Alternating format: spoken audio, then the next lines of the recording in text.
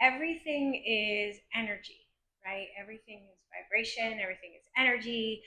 That's what manifesting is about. That's what, when people say, "Oh, I'm doing a ritual or I'm creating a spell." It's all about putting the energy into something and how everything that you do returns back to you, right? So, talking about energy, your home, your environment has a very specific energy.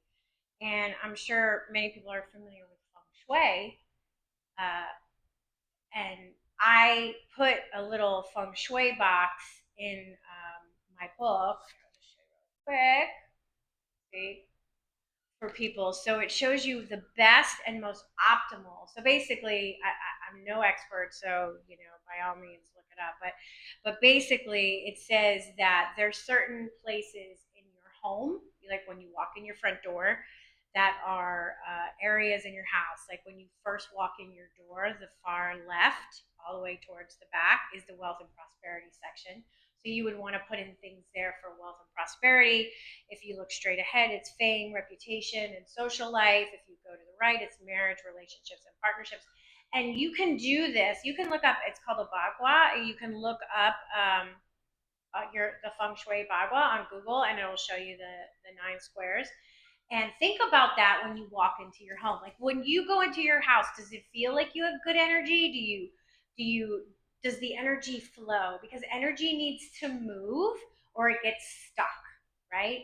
And you can, I mean, I know people who have hired feng shui experts who come in to their home or their business and rearrange the furniture and add plants in certain places and add water in certain areas because it changes and it shifts the energy of that space. And let's say if it's your business, you want to bring more prosperity, you want to bring more financial abundance, you want that business to have that energy that's a money magnet, right?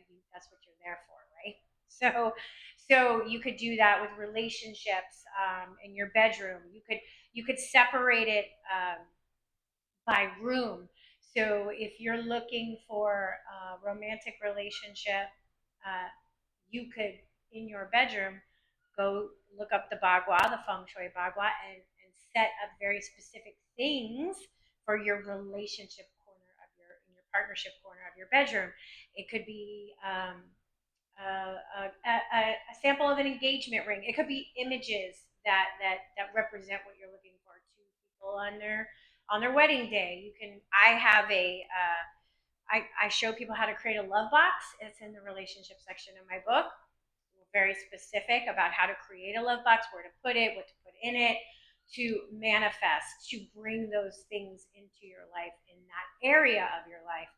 And it really makes a difference. If you're sensitive to energies, and if you're here watching videos, I'm going to assume that you are.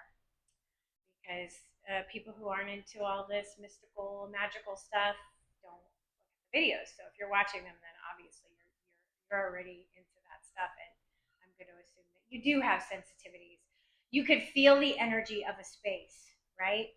That's why they say, and the energy of the things in that space. Those things hold energy, like a bed.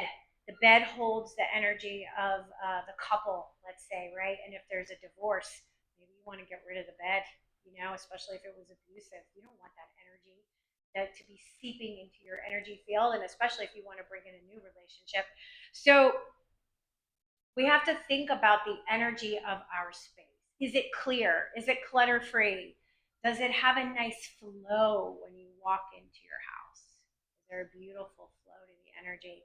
And if not, then I suggest get the bagua of your home, put it over your home, overlay it from walking in your front door, and change some things in those certain areas of your life that you want to shift the energy. I mean, there's career, there's good fortune, there's children, creativity, wisdom, helpful people. So yeah, just check it out. There you could print one out for free on the internet and shift that energy in your space, and you'll be surprised at how significant